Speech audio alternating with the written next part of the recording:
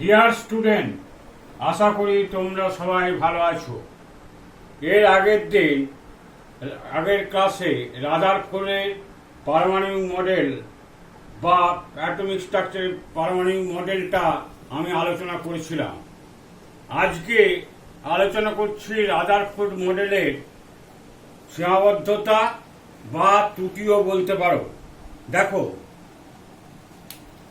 Limitation সীমাবদ্ধতা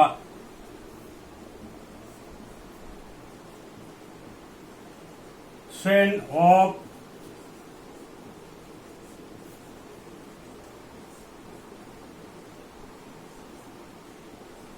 Rutherford's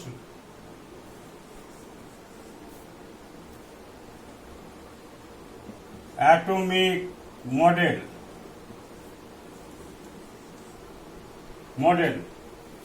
limitation কি Rutherford atomic মডেলের লিমিটেশন ছিল বা সীমাবদ্ধতা, বা এটা হতে পারে defects of Rutherford atomic model. Defects of Rutherford atomic model বা ত্রুটি কি ছিল? ফার্স্ট, 1 নম্বর ত্রুটি বা লিমিটেশনের মধ্যে যেটা থাকছে সীমাবদ্ধতার মধ্যে, সেটা হচ্ছে ম্যাক্সওয়েল বলেছিলেন, ম্যাক্সওয়েল একটা তরঙ্গ তত্ত্ব বা ইলেকট্রোম্যাগনেটিক ওয়েভ তড়িৎচুম্বকীয় তত্ত্ব অনুযায়ী, তরঙ্গের তত্ত্ব অনুযায়ী যদি চার্জযুক্ত কোনো পার্টিকেলস যদি গতিশীল হয় তাহলে কি হবে? নিরবিচ্ছিন্নভাবে শক্তি নির্গত হতে থাকবে। তাহলে এইখানে হলো কি ব্যাপারটা এরকম যদি হয়, ইলেকট্রন কি করে?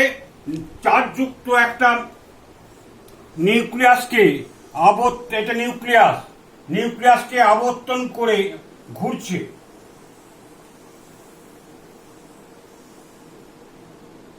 এরকম চার্জযুক্ত একটা, এটা হচ্ছে ইলেকট্রন, এটাকে আছে, এখানে আছে নিউক্লিয়াসের মধ্যে কি আছে? প্রোটন আছে।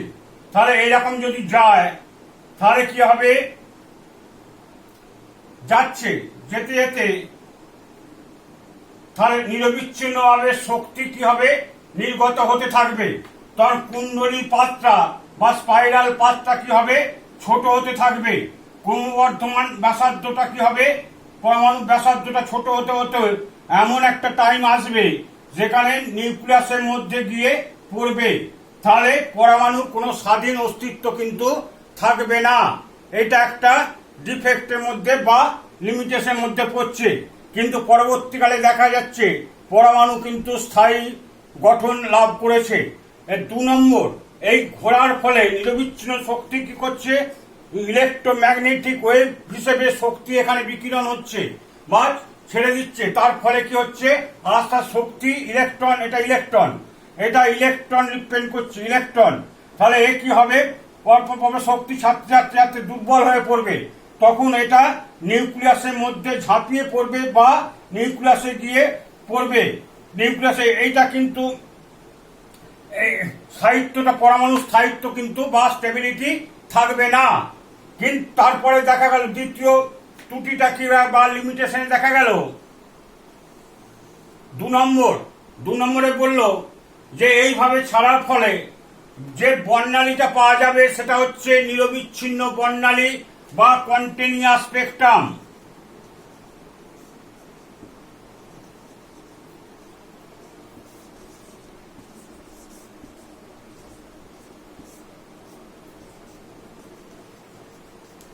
কন্টিনিউয়াস স্পেকট্রাম পাওয়া যাবে বা নিরবিচ্ছিন্ন বর্ণালী পাওয়া যাবে। যে নিরবিচ্ছিন্ন বর্ণালীটা কেমন? যেমন তোমার সূর্যের আলোর কি হয়? সূর্যের আলো 7টা রং পর থাকে। 7টা রং কি থাকে? পর থাকে। সেই জন্য কন্টিনিউয়াস স্পেকট্রামটা দেখতে পাওয়া যাবে। কিন্তু পরবর্তীকালে দেখা গেছে লাইন স্পেকট্রাম পাওয়া যায়। লাইন স্পেকট্রাম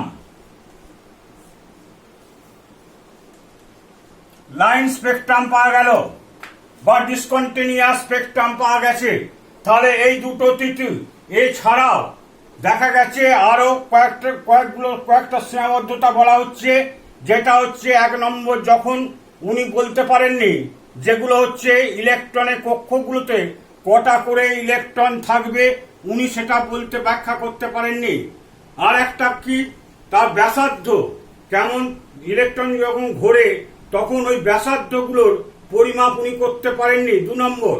আবার 3 নম্বর কি, একই সঙ্গে ঘূর্ণায়মান যখন ইলেকট্রন ঘোরে তখন তার ভেলোসিটি আর ওই টাইমে তার শক্তি কতটা আছে সেটা কিন্তু নির্ণয় করতে পারেননি।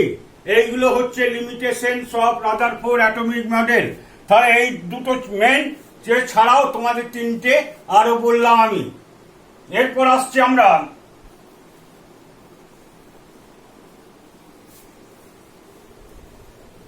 যেগুলো আসছি সেটা দেখো, এগুলো সম্বন্ধে ওয়াকিবহল আছো, তাও আমি একবার ইয়ে করে নিচ্ছি। তারপরে হচ্ছে 1 নম্বর অ্যাটমিক নাম্বার, 2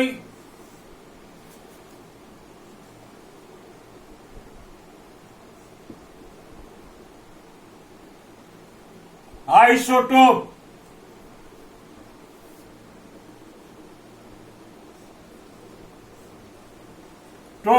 3 নম্বর আইসোবার, 4 নম্বর আইসোটোন। Atomic number. আর একটা হচ্ছে তোমার বলে নেই, এখানটা একটু কারেকশন করে নিচ্ছি।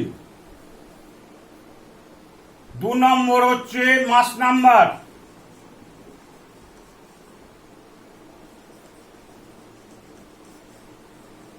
মাস নাম্বার। 3 হচ্ছে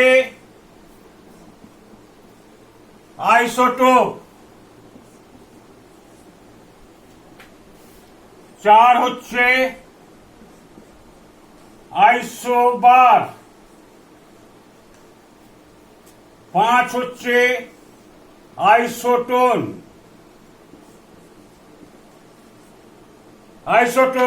তাহলে অ্যাটমিক নাম্বার হচ্ছে কোন পরমাণুর মধ্যে যত নিউক্লিয়াসে যত সংখ্যক পজিটিভ চার্জ 1 একক হিসেবে থাকে সেইটাকে বলা হচ্ছে অ্যাটমিক নাম্বার।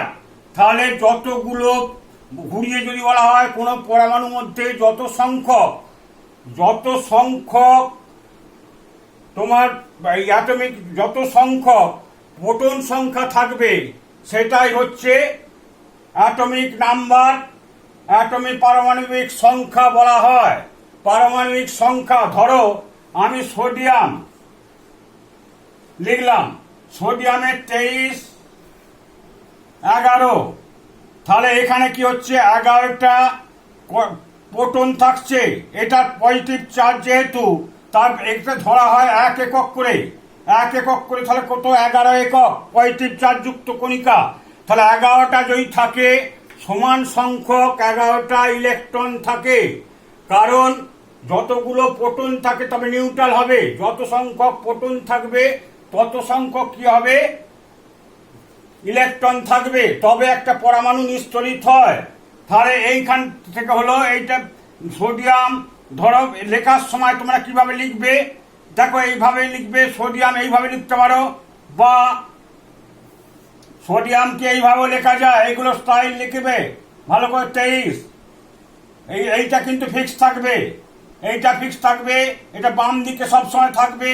সোডিয়াম 23, এইটা বাম দিক বা ডান দিকেও 23 এটা লেখা যাবে। যেমন ক্লোরিনের 17, 35 তোমরা কিভাবে লিখতে পারবে, 17, 35 এইভাবেও লিখতে পারো। মানে ভর সংখ্যাটা সবসময় কি হবে, ভর সংখ্যাটা বাম দিকেও থাকতে পারে ডান দিকেও থাকতে পারে। আর সবসময় পারমাণবিক সংখ্যাটা সবসময় বাম দিকে থাকবে। এইটা ভালো করে নজর করবে। তাহলে সোডিয়াম যদি হয়, তাহলে সোডিয়ামের ধরো যেমন লেখা হচ্ছে ক্যালসিয়াম Ca2+, এখানে তোমাকে বলল পরীক্ষায় এটা হচ্ছে 40, এটা হচ্ছে 20। তাহলে বললে এখানে কটা প্রোটন, কটা ইলেকট্রন, কটা নিউট্রন আছে, কটা ইলেকট্রন, কটা প্রোটন, কটা নিউট্রন আছে। তাহলে ইলেকট্রনের প্রোটনের সংখ্যা কত হবে? 20 হবে। আর ইলেকট্রন সংখ্যা হবে 20 বিযুক্ত 2, দুটো ইলেকট্রন নেই, তার মানে 18টা ইলেকট্রন আছে। আর 40 বিযুক্ত 20 হচ্ছে নিউটন সংখ্যা। তাহলে প্রোটন সংখ্যা কত হবে? প্রোটন সংখ্যা হচ্ছে 20, ইলেকট্রন সংখ্যা হচ্ছে 18, আর নিউটন সংখ্যা হচ্ছে 40 বিযুক্ত 20 সমান হচ্ছে 20 বা 20। তাহলে এইটা প্রোটন, ইলেকট্রন, এরকম যদি একটা আয়ন তুলে দেয় কটা ইলেকট্রন, কটা প্রোটন, কটা নিউট্রন আছে। তাহলে এই পারমাণবিক সংখ্যা সবসময় মনে রাখবে। পারমাণবিক সংখ্যা কি হচ্ছে? পারমাণবিক সংখ্যা সবসময় মৌলের পরমাণুর একটা নীতি নির্ধারণ করে থাকে। কারণ হচ্ছে এই প্রোটন সংখ্যা অনুযায়ী আমরা যে পর্যায় সারণী তোমরা পড়ছো, পর্যায় সারণী এইভাবেই কিন্তু রাখা হয়েছে। কারণ এক ভিন্ন মৌলের পারমাণবিক সংখ্যা যদি ভিন্ন হয় তাহলে একই গ্রুপে রাখা যাবে না। এটা সব সময় পারমাণবিক আধুনিক পর্যায় সূত্রে কি বলা হয়েছে? ভৌত রাসায়নিক ধর্মাবলম্বী ক্রমাঙ্কের সঙ্গে পর্যায়ক্রমে পুনরাবৃত্তি হয়। তাহলে ক্রমাঙ্কের সঙ্গে, পরমাণু ক্রমাঙ্কের সঙ্গে বা অ্যাটমিক নাম্বার সঙ্গে পর্যায়ক্রমে পুনরাবৃত্তি হয়। এই অ্যাটমিক নাম্বার হলো, এইটা ব্যাপারটা হলো। এবার এই সঙ্গে দেখা যায় মৌচিলে একটা 1913 খ্রিস্টাব্দে একটা পরীক্ষা করেছিলেন। ফার্স্টে করেছিলেন অ্যাটমিক নাম্বার অনুযায়ী অ্যাটমিক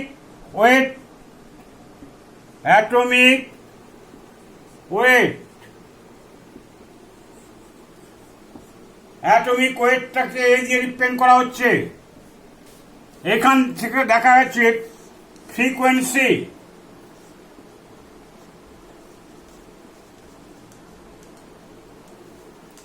ফ্রিকোয়েন্সি বা কম্পাঙ্ক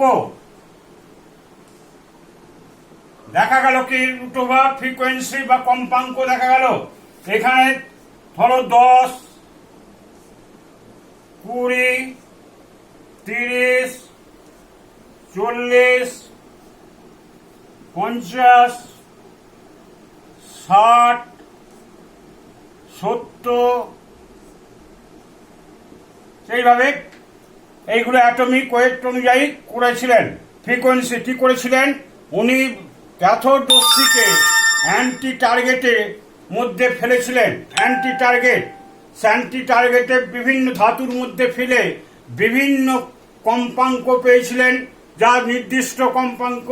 তাহলে সেটা কি হয়েছিল? ফ্রিকোয়েন্সির সঙ্গে যদি দেখা যায় তখন কি দেখা গেল? তখন দেখা গেল একটা গ্যাপিক্যালি পাওয়া যাচ্ছে, যেটা গ্যাপটা এটা করেছিলেন কি অ্যান্টি ক্যাথোডে ফেলেছিলেন। তখন দেখা গেল যে এটা স্ট্রেট লাইন হচ্ছে না, এটা বিভিন্ন ধাতুর মধ্যে দিয়ে পাঠিয়েছিলেন। পাঠানোর পর বিভিন্ন ধাতুর মধ্যে দিয়ে ক্যাথোড রশ্মিকে ফেলে এক্স রশ্মি তৈরি করেছিলেন। তার এক্স রশ্মির কম্পাঙ্ক নিয়েছিলেন, কম্পাঙ্ক √ ফ্রিকোয়েন্সি দিয়ে বা কম্পাঙ্ক বা ফ্রিকোয়েন্সি। গ্যাপিক্যালটা দেখাতে গিয়ে দেখলেন যে এলোমেলো আসছে, কোনো আসছে না। কিন্তু যখন উনি করলেন কি আর একটা পরীক্ষা করলেন, একই ফ্রিকোয়েন্সি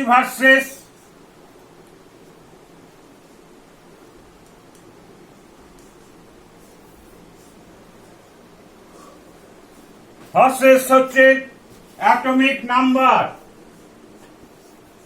অ্যাটমিক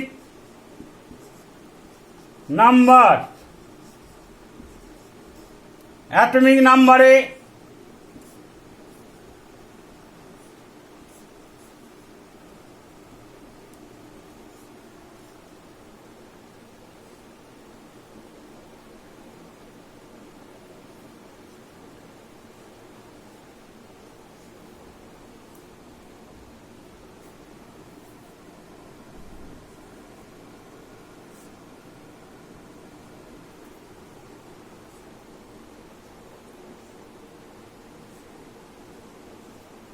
এইভাবে অ্যাটমিক নাম্বার অনুযায়ী বিভিন্ন ধাতুকে নিলেন, নিয়ে উনি দেখলেন কি একটা স্ট্রেট লাইন পাচ্ছেন।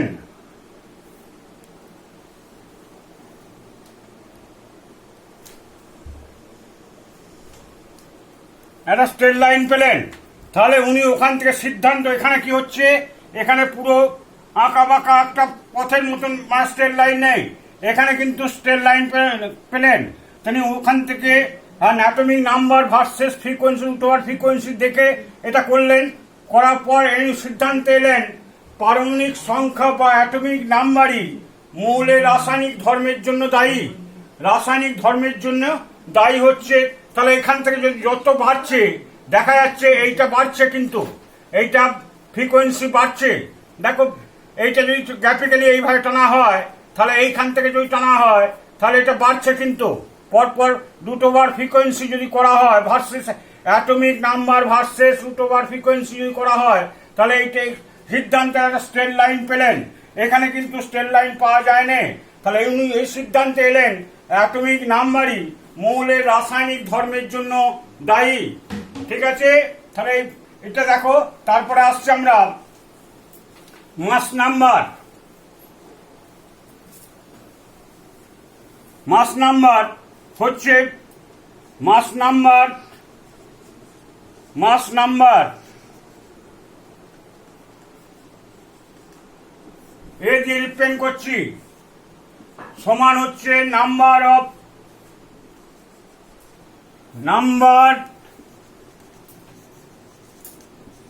অফ নিউট্রন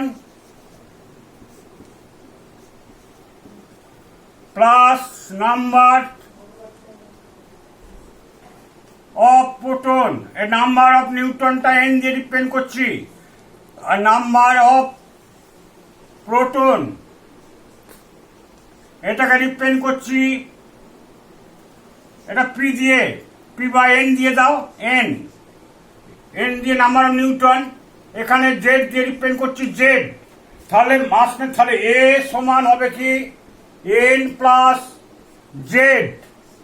এবার নিউটন সংখ্যা কত হবে, নিউটন সংখ্যা সমান এ মাইনাস জেড। এখান থেকে যে কোনো বার করতে হবে, জেড সমান কত হবে এ মাইনাস এন। এবার জেড সমান কি হবে এ মাইনাস এন। এইভাবে যে কোনো একটা পরমাণু থেকে নিউটন প্রোটন বার করা যাবে। তাহলে এইটা হলো। এবার হচ্ছে আইসোটোপ। এবার আসছি আমরা আইসোটোপ।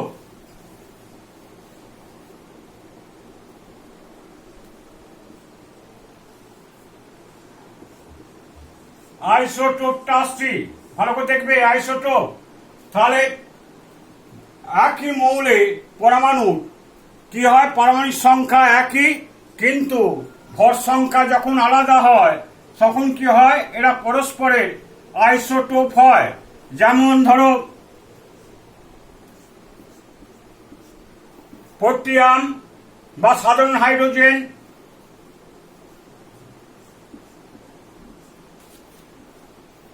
এটা ডাইটেরিয়াম,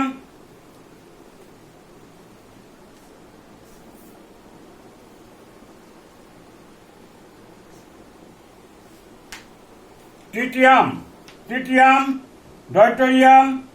আর এইটা দেখো সবাই কিন্তু পারমাণবিক সংখ্যা কিন্তু এক আলাদা, এক, কিন্তু ভর সংখ্যা আলাদা। ভর সংখ্যা কত, 1 2 3। এরা কিন্তু পরস্পরের আইসোটোপ বলা হয়। আইসো মানে হচ্ছে, আবার দেখো তারপরে বৈশিষ্ট্যগুলো আসছে। আইসো সমান হচ্ছে সেম। আর টোপ মানে প্লেস।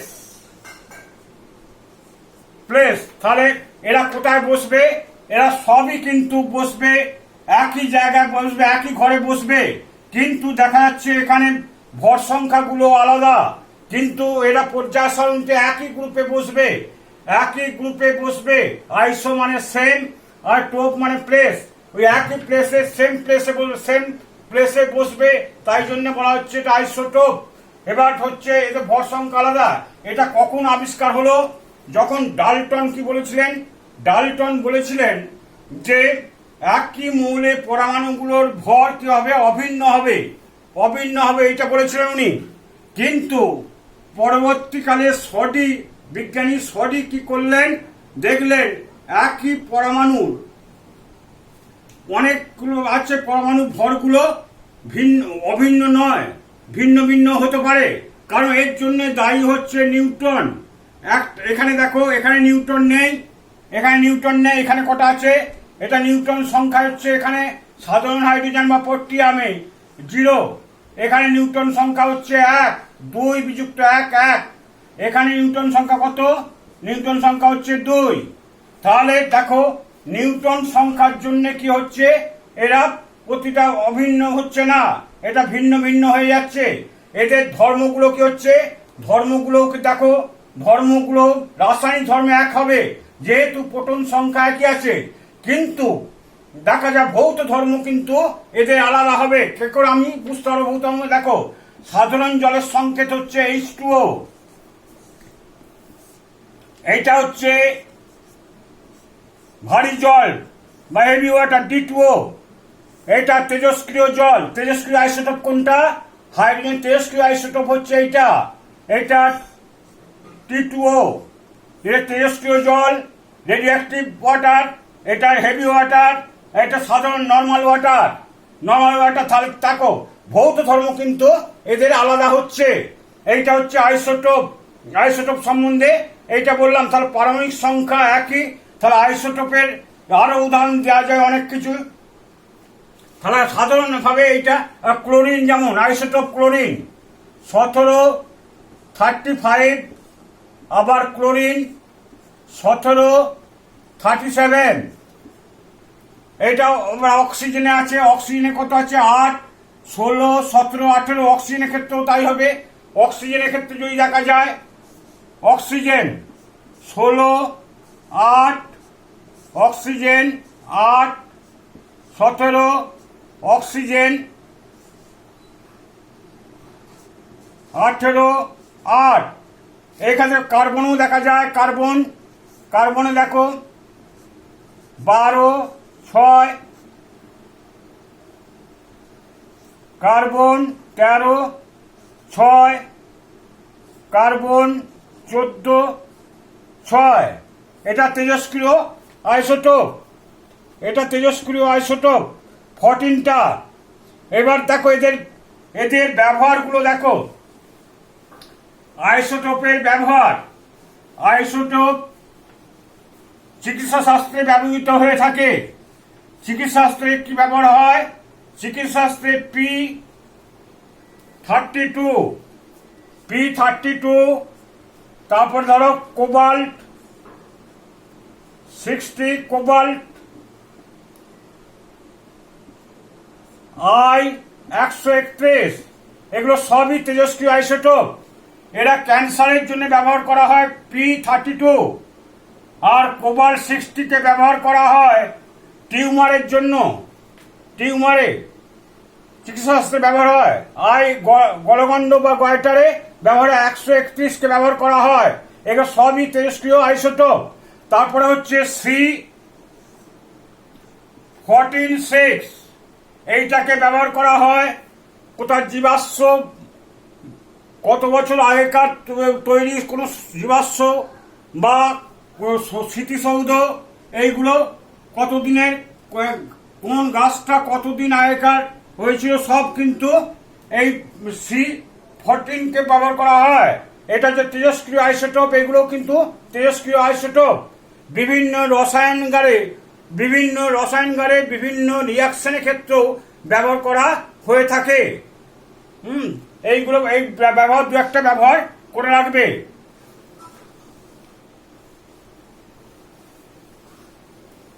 এবার হচ্ছে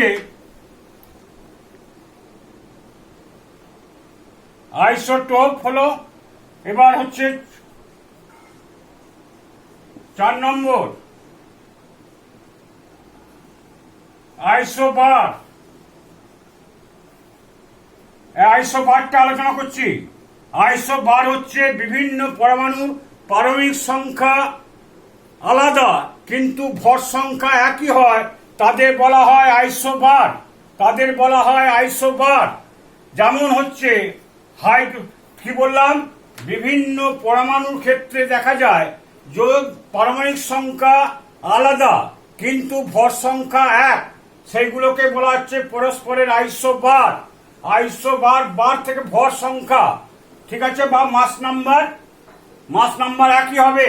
যেমন ধরো হাইড্রোজেন 3 1, আবার দেখো হিলিয়াম 3 2, এরা পরস্পরের কিন্তু দেখো আইসোবার। আবার যদি আমরা দেখি রেডিয়াম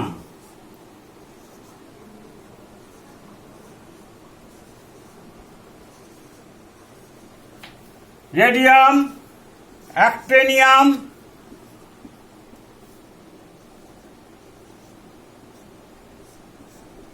থোরিয়াম,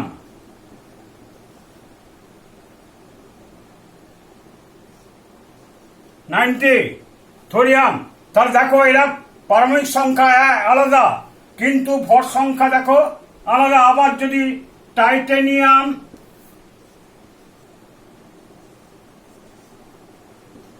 ভ্যানাডিয়াম আর ক্রোমিয়াম, এক্ষেত্রেও দেখো টাইটেনিয়াম, ভ্যানাডিয়াম, ক্রোমিয়াম, এরা 50 50 50, ভর সংখ্যা কিন্তু 22, পারমাণবিক সংখ্যা এরা কিন্তু পর্যায় সারণীতে। আবার দেখো লেড, আরেকটা উদাহরণ দিই, লেড